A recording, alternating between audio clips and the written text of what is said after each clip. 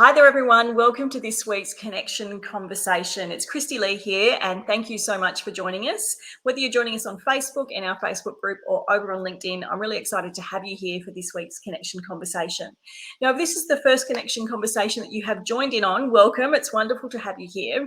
In November in New South Wales, it is Small Business Month. This is the month where we celebrate small businesses. And the theme for this month's small business celebration is Connect for Success. So throughout November, we've been hosting connection conversations with special guest experts to educate us on how we can connect with our teams in different ways in order to drive business success. Previously this month, we've spoken to Juliet Robinson from Big Goals about leading our small business teams to drive success. And we've also spoken to Nikki Richmond from Audia around tapping into our own and our team's neurodiversity in order to drive business success. They've been fabulous conversations. I highly recommend catching the replay if you haven't already tuned in to those. To those of you who I don't know, hi there, my name's Kristy-Lee. I'm a HR practitioner and I work with small to medium-sized businesses on all elements of their people. I am passionate about seeing small businesses succeed by creating the right teams and knowing just how to manage and lead them within the small business environment. I've been working with small businesses for more than 20 years on exactly that. Now, before I introduce today's guest, I am really excited to get into today's connection conversation, because what is the most powerful asset that we have when it comes to influencing and guiding our team in order to drive business success? It's our own voice, of course. And so today I have a voice and communication expert joining us to talk about how we can use our voice to communicate with our team in order to drive business success. Today I'm welcoming Anne Maree Wilshire from Vibrant Voices to chat to us about exactly that. Now, Anne Maree is an industry expert for more than 30 years. She has been helping speakers and senior managers and business owners just like you to confidently communicate their message with clarity and power. She's teaching them the secret to mastering their asset of their voice and to increase their impact and authority to make their message memorable so that people sit up and listen when they speak. And as business owners, I know we would all like our teams to do exactly that. Now, Anne Maree's consulting career has encompassed a diverse range of industries, from finance and banking to international management consultancies, manufacturing, distribution, scientific research, medical, pharmaceutical, and small boutique firms. So she's worked with the full gamut of business owners, leaders, and managers to help them use their voice to have impact. So without further ado, let's welcome Anne Maree to today's Connection Conversation. Anne Maree, welcome. Thank you. Thank you so much, Kristy-Lee. It is so lovely to be here with you and to have the opportunity to talk about something that I am just so passionate about. Fantastic. Now, we've done the formal intro, but let's really get to know you. Why don't you tell everyone a little bit about who you actually are, who you work with, and what you're most passionate about right now? Oh, I'm going to start with what I'm most passionate about, which is, I love the way you say, because the untapped resource that we have in our voice. And I've got to apologize first up. I'm coming off bronchitis and laryngitis. So, everybody, it was, lurgy that got me. And so my voice is a little bit scratchy, but excuse me if I'm a little bit froggy on that one. Thank you. But when we use our voice effectively, it's really a game changer in our relationships. And people often look outside themselves to find the solutions to how to get with their team, negotiating with a client, being influential with their peers. And as you said, it's already in us. It's our voice. And to watch people transform and feel so much more confident and powerful and become rock stars in their world because they are able to tap into using their voice with intention. So their really true message, their authenticity comes across. And I've been doing that in my life in so many different ways. When I was a little kid, And I was practicing piano, and I used to stand up and do Twinkle Twinkle Little Star as a performance piece for anybody that came to visit, God help them. And so I went on to study singing and spoken voice and have performed all around Australia. I'm a recording artist. I've worked on TV and radio, etc. as well. And at the same time, I was building my knowledge about the physiology and acoustics of voice. And I was working in organizations with effective communication. And how do we craft our message and understand differences when working with different kinds of people? And how do we adapt all of that to be as impactful as we possibly can? So I've come from many different angles to kind of layer in this capacity for us to be present and resonate our message in a way that really lands. Fantastic. Now, I don't know about anyone else who's watching and joining us live, but the moment Anne Maree speaks, I suddenly become very conscious and very, very aware of how I'm about to speak next, because the tone, and I think that's really part of today's conversation. What we say, of course, is important, but how we say it is really where we have the opportunity to make impact, influence. And, for us as business owners, it's about influencing our team possibly to do the things we need them to do. So when we deliver our message in a way that's not going to be heard and certainly not going to be impactful, it's going to have a big, it's going to be really challenging to get our team to come on board. So immediately, as soon as I hear you speak, I think, yes, must tap into that. Well, now, and it's very interesting what you said, Kristy-Lee, just there, because some people may be aware of the statistics, which may move a little bit, but basically words are like 10% of our message, and yet we swat on what we're going to say. We talked about, how am I going to tell so-and-so about this? Will I say this? Will I say that? Write it all down. Or we're presenting and we've got reams of notes. But how much focus do we put on the body language and our voice? And when we're talking online like we are now, like, let's just say 85-ish% or more of our message is our voice style, our resonance, our capacity to really infuse what we're saying with what we really mean. So, I mean, I love the story, and it's an oldie, but it's a goodie because we all know it. You've been in a meeting and you've said something really fabulous. It's a great idea. It's a wonderful insight. Nobody hears it.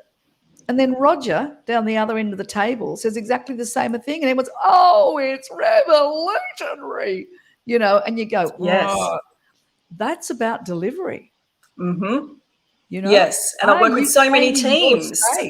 Yes, that have exactly that, and they'll be frustrated because they feel. In fact, just a couple of weeks ago, I was doing a team building session with a team, and one of the key things was, I want to feel heard.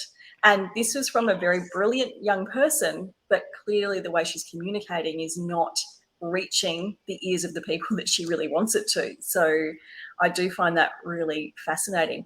Before we continue, if you are joining us live and you have a question that you would like to ask, or you want to participate in the conversation and add your experiences, please go ahead and use the chat, whether you're on Facebook or in LinkedIn.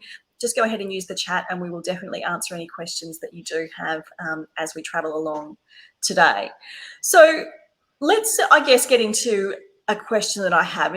I really want to understand why our voice has such a powerful role to play when it comes to leading our teams and driving our business success. Why is the voice so important? I mean, you've just shared that what we say is only about 10%. The voice makes up a huge chunk beyond that, I assume? Yeah.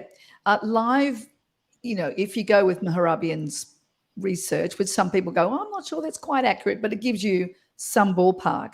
The voice is about 35% of the communication, and the rest is body language. But I don't actually separate voice and body language because I think they go together in many ways. And so let's answer your question because it's such a great question. So what is it about voice that makes it so important and impactful? And what's going on there? Well, firstly, let's look at neuroscience for a moment.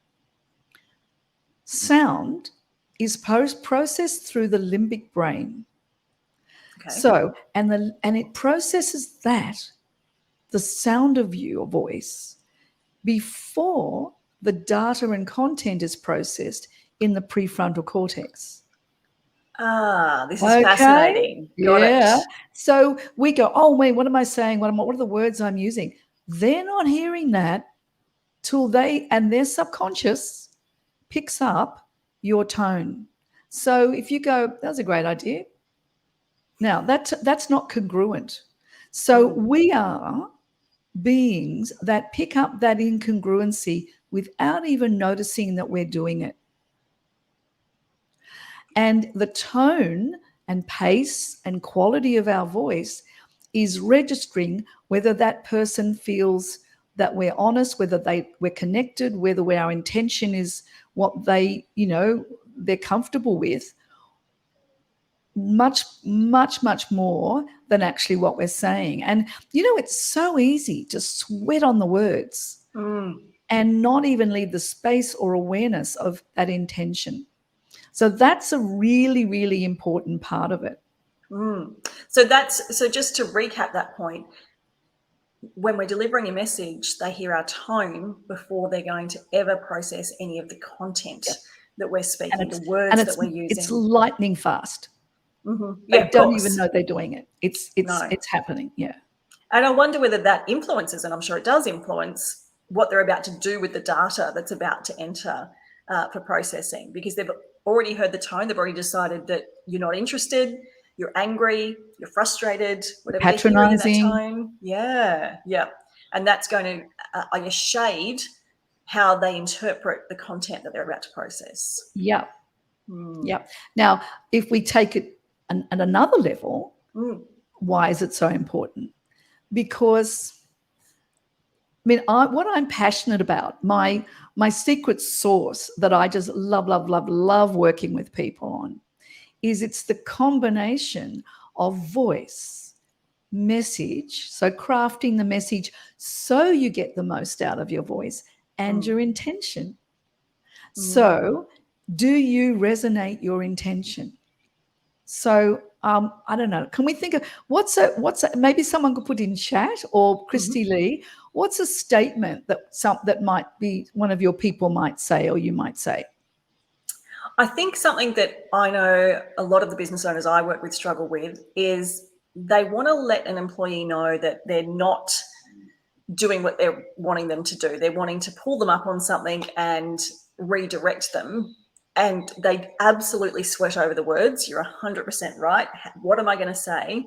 And the other thing they often do is then try and fill in the gaps with lots more words they needed to say and lose the message entirely. So it might be something like, I'm not entirely happy with how this has been done.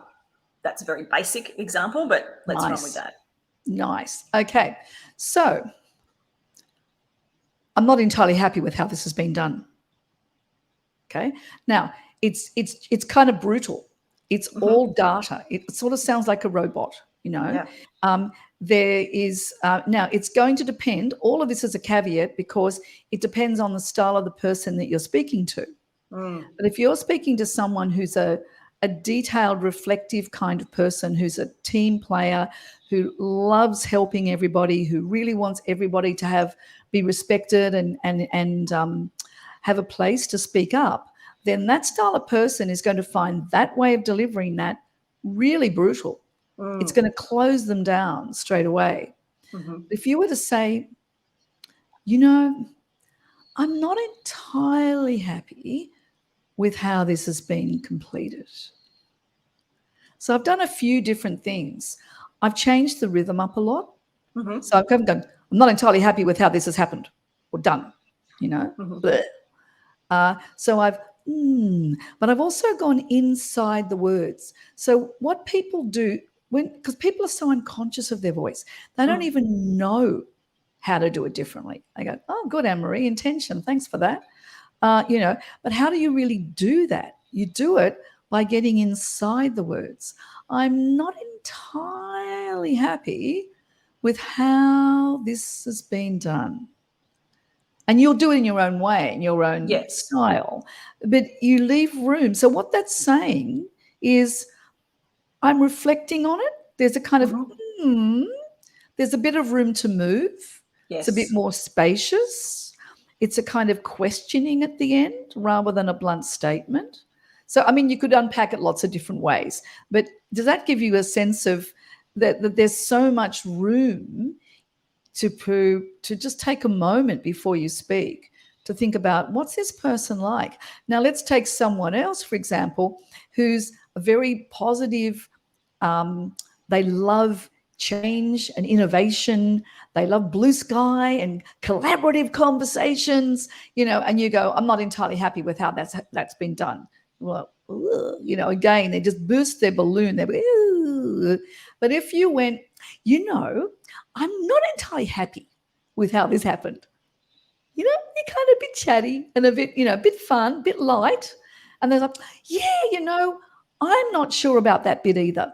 That's how they would respond. So again, we use our voice. We're going all over the place here, but we use our voice to show rapport for that behavioral style, if you like, by matching the rhythm or the melody of that kind of person. What I love is that both examples had a sense of curiosity about them, a sense of questioning. True. And I think that when we, particularly when we're talking to our team about something that maybe isn't great, when we leave space to acknowledge that we're actually curious about maybe why it's going this way or why it's not working, I think we get a very different reaction from our people than if, like you said, we're being blunt and it's very sort of full stop or exclamation mark almost at the end. That's what it's sort of the feeling is that we get. And I think both examples showed a curious side, a questioning side. And I think we get so much more from our people when we are actually truly curious about what's happening. And like you said, their response is going to be very different in terms of their energy, but also their interaction, their willingness to participate in a solution potentially. Yeah, absolutely. And the other thing that I really liked there was just demonstrating the space to give our words, sometimes especially, because I think that's a pitfall that I see a lot of people fall into, and myself included, is we feel like because possibly we're a little nervous about delivering the message or we're not confident, we rush our words and we just try and blurt it out as quickly as possible and think that that's good enough.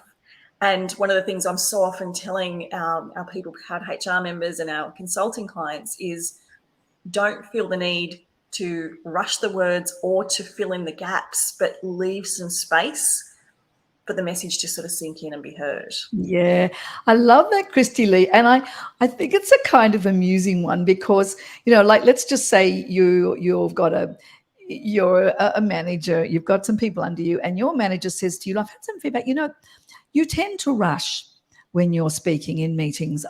It would be really good for you to slow down. Right?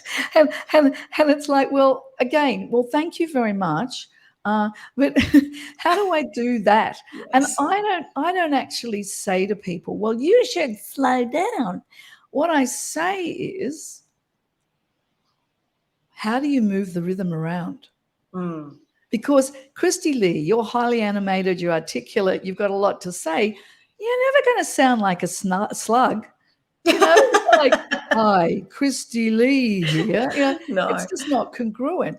But there are times where we may have a key message where we slow down, or we might say, for example, let me just kind of on the spot try to make this up. So I was like, it's a really interesting thing. What you're bringing up right now is a really interesting issue, Kristy-Lee, because we really need to be able to move our rhythm and pace around. So you see what I've done? I go, yes. do. So we kind of lean into the key message. So I'm going to introduce another piece of science here, or linguistic science, really. And this is the process when we're talking to someone. I mean, I'm a facilitator. I've been a facilitator for like 400 years. Yes, true. And so I can't help myself. I love to share information and uplift people in their knowledge, in their lives, or whatever. But we're doing that regardless. Whether you're talking to someone about how they're doing the piece of work they've just completed, or you're floating a new idea and initiative in a meeting, you're in control of the learning process and the assimilation of that content for those people. And when we're speaking, there's two levels of how they take that information in. There's the first level, which is, what is it? There's the I think it's called simple level, and then there's a deep level. I've got I've just flicked out of my brain for a second what it is. And so when you're talking really fast, the information's going on like this.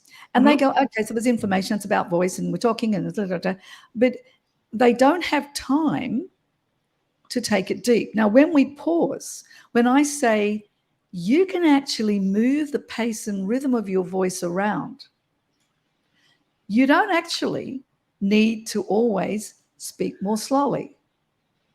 Now, I leave two gaps there. What happens in those gaps is you do what's called TDS, or transderivational searching.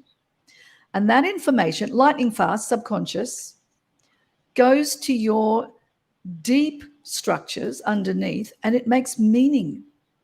And it says, that's interesting. I remember a time when I did slow down, and you don't even notice you're doing it. Or, Bill, he's always rushing it, and I can never remember what he said. That's really, and so what they're doing is they're owning your message. They're making meaning of it in their lives. So if we don't create those moments, they don't make meaning. And, it's like, someone was saying to me just this morning, I think it was, they were going, I come out of the meeting with her, and I'm more confused than when I went in. And I can't even remember what she said. And she's just given me 6 really important things I meant to do, and I'm too embarrassed to go back and ask her what they are, because she'll think I'm incompetent. And now I feel really anxious and stressed. Yes. And I can see that playing out, that exact scenario. I feel like it's a little bit, this won't be the right wording, but talking at someone rather than engaging in a conversation or trying to convey any sense of message. When you're just talking, it's like talking at a brick wall. I really love that pause, giving time for that processing that you meant, TDR, I think it was called. TDS, yeah. TDS, yes. Yeah, absolutely. And, and it's like, well, when will I do that? Like, you don't need to kind of type it all up and put a line in between the pauses. You'll feel it in a conversation. With practice, you'll be looking at your people, whether it's Zoom or live, and you'll be going, I want you to get this bit. You'll feel it. You'll feel, I want you to get this bit. That's when you pause. This is where it's so important to have intention, isn't it, around what we're communicating? Absolutely, and to go into the meeting with that, like to take a moment. Who am I speaking with right now? What is their preferred style? Because if their style is blunt and you go in and go, Susie, I was just thinking that I don't think that's really working. So you're going, well, what's wrong with it? Yes. So that person actually wants you to go, I've looked at this, it's not working. Okay, what do we do? Now, if you're not that style, you can feel really intimidated speaking in that more blunt, shorter style of speaking. But if you go in all, I was just wondering, and I was thinking about it, they think you're like a cloud. You're like, can't even touch you. Like, there's nothing tangible. There's no meat on the bones, They actually want something to match. Yes. This is about knowing your people and understanding their communication styles so that you as a leader can adapt your style to suit them. Absolutely. Absolutely. But you don't need to do a lot. No, that's right. None of this it's practice, and it's little skills micro to learn. habits. Yeah, once you've got the awareness, I reckon that any of you that are watching and listening to this at any point, you're going to look at your next meeting differently and start to notice the rhythms of those conversations and the people that really land. What are they doing?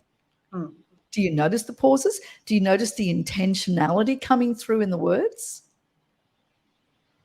Yeah. And I think about the people on your team that are most influential in a meeting or in a group setting and watch what they're doing. Yeah. Really pay attention. Nice. I really loved some of that science. It's very interesting. So let's unpack some of the times or the situations, the scenarios where our voice really matters most as leaders. For me, what I see is probably two scenarios when it's really important: team meetings and one-on-one meetings, any type of meeting really. I see just poor communication, just not really understanding the value of the voice in those meetings. Are they the interactions you see voice being really important in a workplace as well? Yeah, I don't think I separate them out. Yeah. I think there. I mean, a conversation in the coffee room may be equally important, like as a formal one-on-one meeting, because that could disenfranchise someone in 30 seconds, or warm them up to be open to an idea that you've got. So, but I will say the thing that comes to me when you say that, Kristy-Lee, is the difference between one-on-one conversation and a group conversation. Whether you're presenting or whether you're in a small meeting or on a Zoom call, and that is one-on-one, we tend to build rapport with the other person. So that's when we match their style. But when we're in a group setting, it happens the other way around. We actually want them to come to us. So it's a different psychology, if you like, when you're actually speaking in a group. You actually, and so one of the questions that comes up is people say, well, what am I supposed to do? I've got a blunt person, I've got someone who's really touchy-feely and wants me to go slow, and someone who's really animated and talks over everybody. Well, we kind of cycle through. So you might start with hi, good morning, and these are the key points, bump, bump, bump. Now let me just go into this. So you cycle through with your content and your voice quality, so that each person in the meeting has a sense that they've been included at some point. And they get what they need out of that meeting. That's the bit they need. That's fast. I think that's a tip that I just want to just reinforce there, because team meetings, I get so much feedback about team meetings, like they're a waste of time, or I'm not sure the purpose, but they're so important for our teams. And I think this is a great tip to ensure that all of your team are getting something out of the meeting. So rotate the style of how you're delivering. Yep. And tie that into the ways that you're rotating the content, because you will have people on your team that just want the highlights. They just want to know, what am I focusing on this week? I don't need the detail. But you will have others that if they don't get the detail, they simply won't be able to function properly for the week. They won't have the clarity they need. They'll second guess themselves. Yep. And so you can then overlay the voice and communication style. And I imagine even down to body language and posture would adapt differently for each of them as well. And I think that could be gold for many of you in terms of creating amazing team meetings, is understanding that variance between what your team needs and how they listen and take communication differently because of their individual styles. Absolutely. And then when I'm working with my clients, with my corporate clients, business clients, then it's also looking at what your style is. Because if you're someone, let's just go the blunt one again. If your style is short meetings, good meeting, 15 minutes, bullet points, out of here, if you're that kind of person. But if your team has a number of people who are more people focused, they want, hi, how are you this morning? Has everybody got a cuppa? Everybody ready? Got your coffee? Great. Wow, that meeting yesterday was really interesting. Thank you for those points you brought up, because my brain's just firing. Now let's get down to it. And that's going to feel like you need to flex. That's going to feel uncomfortable and a bit weird for you, but that's it. Other way around. if you've got people that become disenfranchised in your meeting because they're the short meeting, good meeting, bullet point people, and you're going, hi, how are you? Oh my God, I watched Netflix last night. Did you see that? And they're going, this is a waste of my time, and you've lost them before you've even started. So it's all of those layers that come together. Yeah. And again, understanding your people. It's just so important to be able to take that knowledge and use this to overlay that. I think that's really fascinating. Okay, I'm curious. I want to talk about mistakes that we tend to make when it comes to using our voice, because I imagine the list is lengthy, but let's decipher it down. Are there 3 common or biggest mistakes that you see leaders and managers make when it comes to how they use their voice, or when they don't use their voice appropriately in the workplace? Yeah. Okay. Number one, or not in no particular order, but the thing that I'm, one of the things I'm passionate about and do a lot of work with is the voice of authority or influence, depending on which area you're in, but voice of authority. And I'm going to speak about women for a moment, because I'm very passionate about, uplifting women leaders, particularly younger women, but, right through. And I've worked with CEOs of well-established organizations with women who are in their 50s, and they speak like this. Now, they're still making millions of dollars, so don't worry about them. They're still wearing their diamonds, so it's all good, But I just go like this because, a little bit shrieky. like, oh, really, really, you could be so much more. And people think that this is my voice. This is just how my voice has always been. And our voices are actually formed by the time we're 7. And they're formed on the modeling of the people around us, as well as the genetics of our larynx, etc. But mainly it's environmental. So you actually have a choice if your voice is like this. And the other thing is, people often get really high and squeaky when they're nervous. So before they go there, hi, Kristy-Lee, this is going to be really exciting. Oh my God, hello, my name is, and they can't get out of it. And they're in hell. They're absolutely in hell. And they hate how they're sounding, but there's no way out off the train. Actually, there is. And the way off the train is that if you're speaking like this, that you can actually bring your voice down by dropping your larynx. And when you drop your larynx, your voice pitch deepens. And that's a physical muscle. One of the things you asked me first, why I love voice, why I'm passionate about it, because when we change the musculature of our voice, the habits of how we're using the muscles, our mindset changes. It's one of the most powerful and efficient ways to shift our sense of identity as a powerful leader. So that's really, really interesting. I want to say powerful, but I don't want to use that word. But this is a habit creation project for all of us, essentially. Yes. It's just like, I'm going to learn to run 5 kilometers. So I'm going to start by doing, a couple of 100 meters, and then I'll extend it out. And it's practice that gets you to be able to run the 5 kilometers. It's no different when it comes to how we use our voice. And it's not about changing our voice. It's about understanding how to use our voice. Beautiful. So beautifully put, Kristy-Lee. Yeah, absolutely. And it's actually expanding our toolkit of our voice, So one of those elements is that for authority is to lower the larynx. So that's one thing, imminently doable. Do it all the time with people. 3 elements of the voice of authority. So let's take these as the 3 common problems or things people do. Are lower, slower, and deeper. So one of the problems is that high pitchy voice, either habit or from nerves. The next one is the slower. And we talked about that a little bit earlier.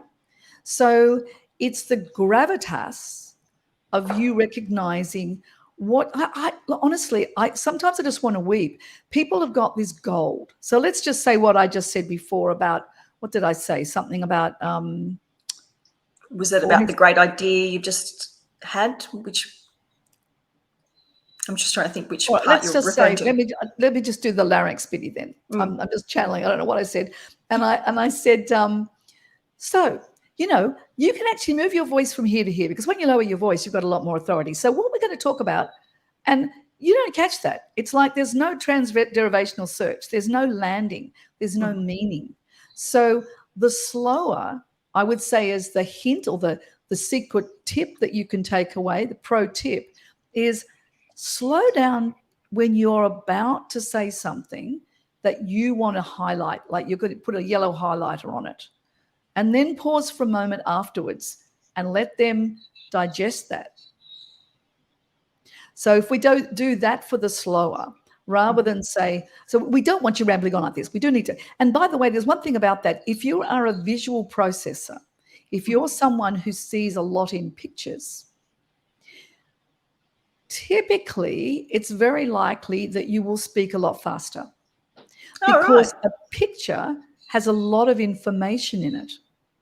So you tend to want to deliver all the bits of information you can see in your mind, in your image. Right. Whereas someone who's more of a kinesthetic processor, they're more of a gut body thinker. They're like, laconic Australian farmer. Yeah, that's really interesting. Let's go to that over in the paddock. It's like they just don't have as much to deliver in that piece where their mind's at. So that's just a little aside there. But when we start grouping the content of what we want to share into logical chunks before we start, we've got more power and choice in those pauses. That's really important. So when we start to break down what we're trying to say into logical chunks of content, we have the opportunity to look at that and really, I guess, get present to the fact we want to highlight this chunk. This is the important message, and to then be very intentional about slowing down as we lead into that, and giving that point, I guess, a lot of time, a lot of space. Would that be correct? And then a pause at the end for that cognitive part to take place, that meaning to be developed. Yeah. As part of the Vibrant Voices framework that I developed, I have pointy phrases and stretchy words. So I've got a whole technology that you can use and analyze your, how you do things, so that you've mapped your material for that. So that's, so what are we up to? We've got dropping the larynx. We've got slower. Read, Yeah. And the third one we're going to is resonance, which comes back to where we went earlier around intention. I'm going to take a bit of water because I've got a little frog in my throat. Yeah. And because that intention of the message we want to deliver is critical. Yeah. And that intention is in the resonance. So if you're someone who, I'll make a statement. It's really powerful when you have more resonance in your voice. The more resonance you have, the more presence and space you take up. It's really important for you to include the resonance in your voice. The more resonance you have, the more space you take up. Okay? I can absolutely hear it. And here's what I'm thinking. The audience might be asking, how do I do that? How do I create more resonance? And that is, I'm assuming, part of what you teach, of course, inside Vibrant Voices. Yeah. Absolutely, yeah.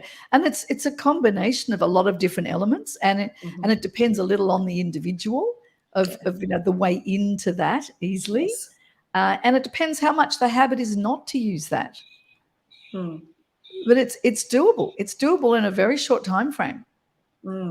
Yeah. Because the difference in that delivery was, polar opposite almost in terms of how that information is received at the other end. Yeah, so absolutely. If we transverse that into our team, just imagine if you could make that kind of change in how your team is receiving what you are trying to deliver.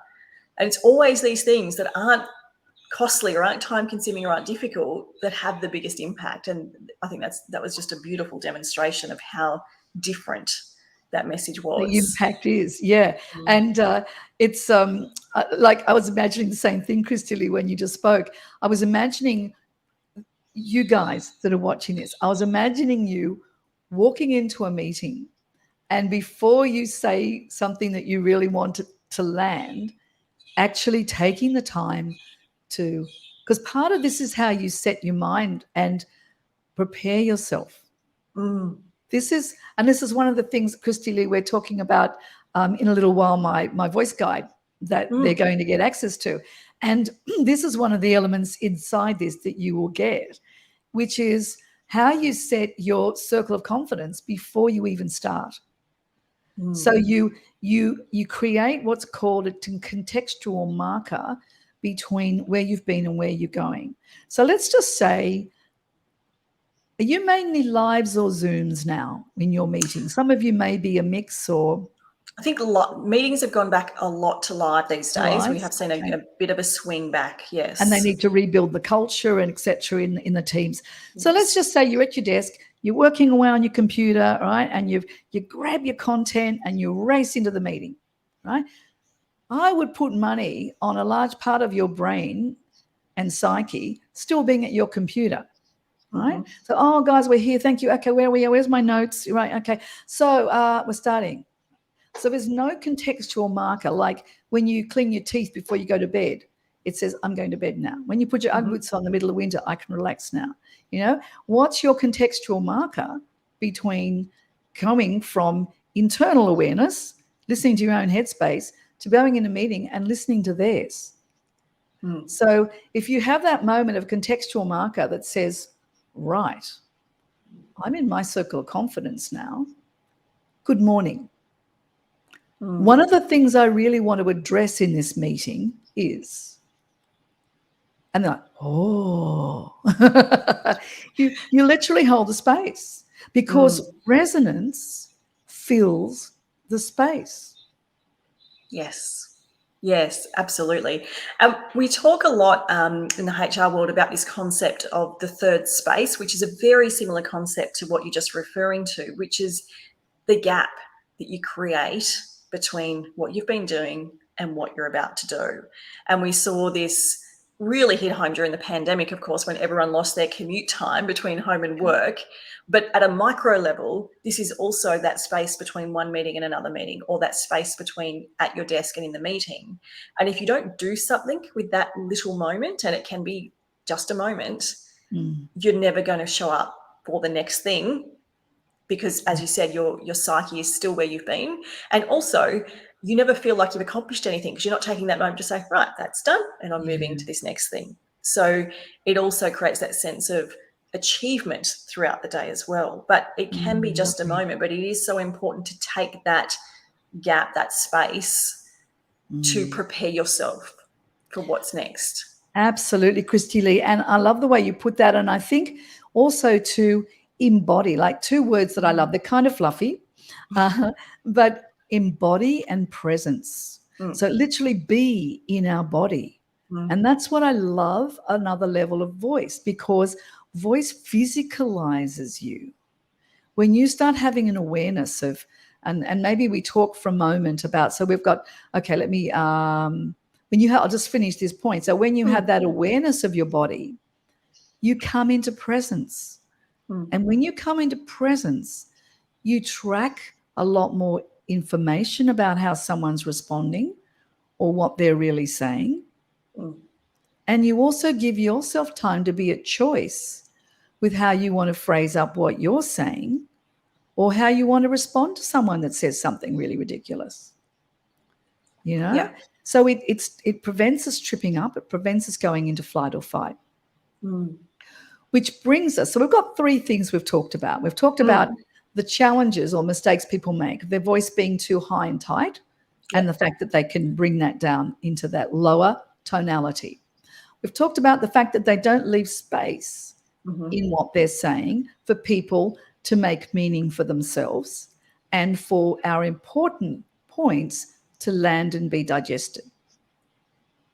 And then the third thing we just talked about was how we use resonance to literally take up space. And it's not space instead of someone, it's space with someone, yes, then they're three things that I think are very common mistakes. They're unknowns. People don't even know it's possible. Yeah. And there's one more bonus offer that I would love to bring to this conversation, which is breathing. And people, and look, this subject could be a day-long discussion, Kristy-Lee, but we won't do that. Don't worry, people. We'll just go to the nub of it, which is people often say, like, I said, why do you want to work with me? Oh, because my breathing's really bad.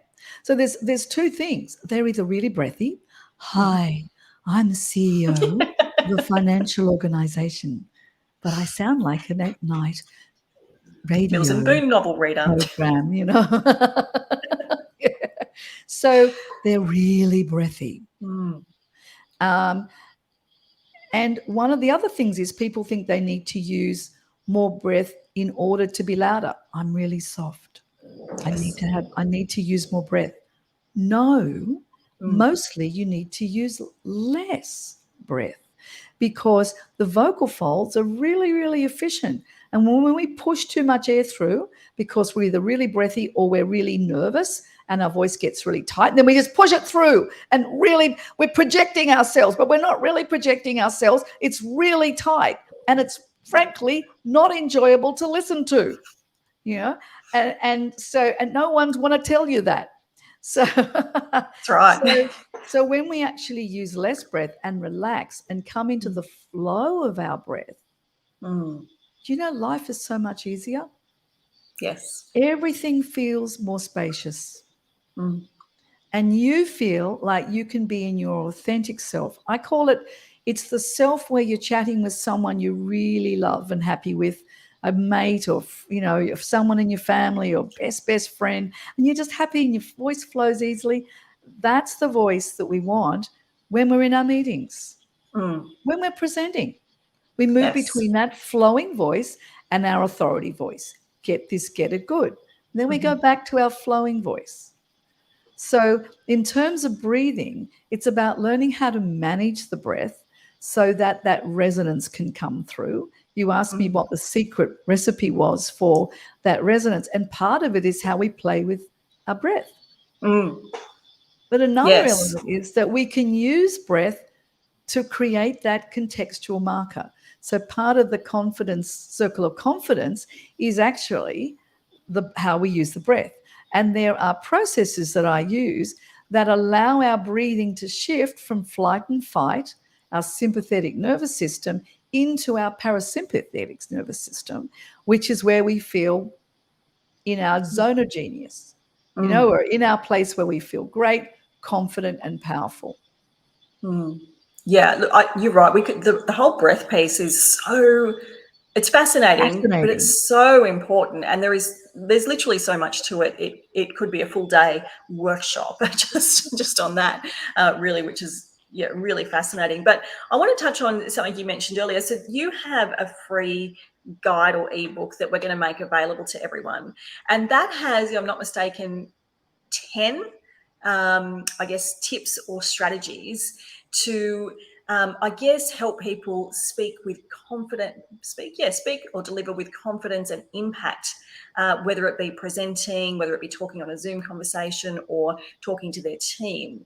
So we're going to make that available to everyone. And I want to let you know, we've spoken about some of these things already in today's conversation. So we've given you a taste of some of the things you're going to uncover in that ebook, because we've spoken about that power of positioning and that pause moment before we go in. Breath is definitely covered in there in some detail, and particularly that pitch piece. I think that's because that is something that I know a lot of the people I work with get really frustrated about, is that their automatic default is fast and high when it comes to speaking to their team.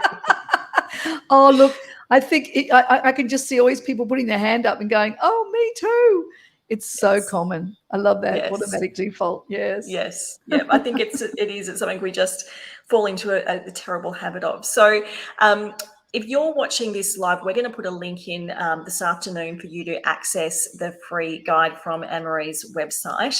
We're also going to share that on all of our socials at a later date. So whether you're on Facebook, LinkedIn, wherever you're watching this, you will get access to that. And I encourage you, it's totally free. Go ahead and grab the guide. It's got some really insightful and interesting information. And I think when we can change or alter what we do with our voice to have such a significant impact on our team.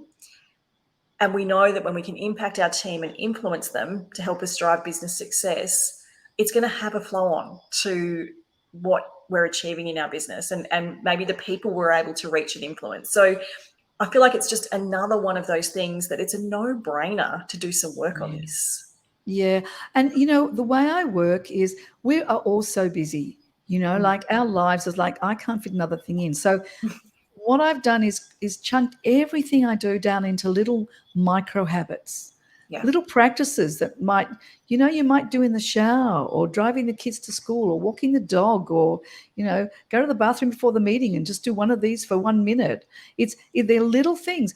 What happens is the people that I work with are layering these. Yeah. So over a period of time, it's like, whoa, that's a different person showing up. And the level of confidence they have and the level of impact and influence they have, and it becomes kind of, they don't even notice it's happening as they build on it. I think that's exactly it. You can do one at a time, build it till it's a habit, and then you layer in the next one, and you just continue to do that. And it does sort of become habit really quickly. I know I've done some work with Anne Maree, and one of the things that I do, in case you hadn't guessed, is talk very quickly. No. Because all the details have to come out right now. And so I have done work with Anne Maree on finding those key messages and really giving them space to breathe, because it's something that it possibly doesn't come naturally to me, but it comes a lot more naturally now than it did prior to working with Anne Maree. So they're easy habits to build, guys. You just got to put a little bit of effort in. So we're going to post all the links, but for those who are live or catching the replay very soon, you've got something happening next Tuesday. We should let people know about that. Well, I've got a little secret special thing for you called The Secret of Sounding Confident and Influential. And you will see details when you get the ebook.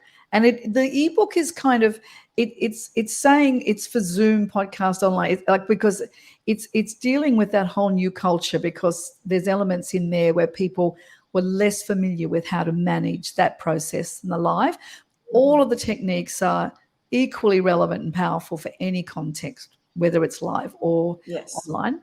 So when you do that, there'll be an opportunity to click through and get an invitation to this. And that will be next Tuesday at 1:00 for 1 hour.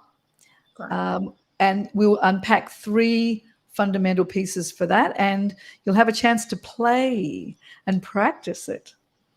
And this is why I love working with Anne Maree, because you do get to have a little bit of fun and experiment with your voice a little bit and hear how it sounds for you to try these different techniques that she shares.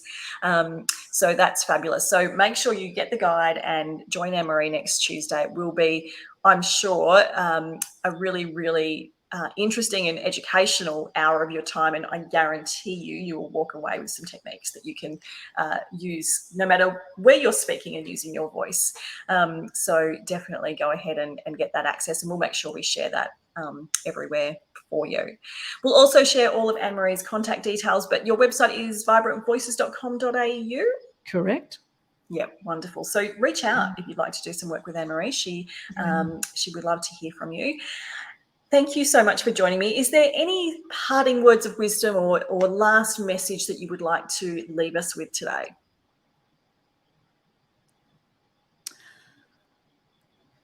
What I would love to say is that it's imminently doable. And no matter how much you feel, so many people have said to me, oh, I had an opportunity to speak at a function, at an industry function, or, I could have presented. So they tapped me on the shoulder and said, could I present this to the senior team or so many situations. And I said, no, because I just wasn't confident. And and when you embrace this, when you know that with some very simple tips, you can actually shift that to you showing up as you in your authenticity and your power, and saying yes to the opportunities that support your career, your business, your team, it can actually really open and expand your possibilities. And as Kristy-Lee said, you've already got it. It's how you use it. And to come back to saying to you that your voice changes your identity. It actually gives you a bigger sense of who you are in the world. And my catch cry is, and be a voice people want to hear. So I love that. Anne Maree, thank you so much for joining me for today's connection conversation. We'll make sure everyone gets access to where they can get your resource. I really, really appreciate your time. Thank you for joining me. Thank you for having me here, Kristy-Lee. It's been such a joy sharing it with you and your peeps. Thank you so much.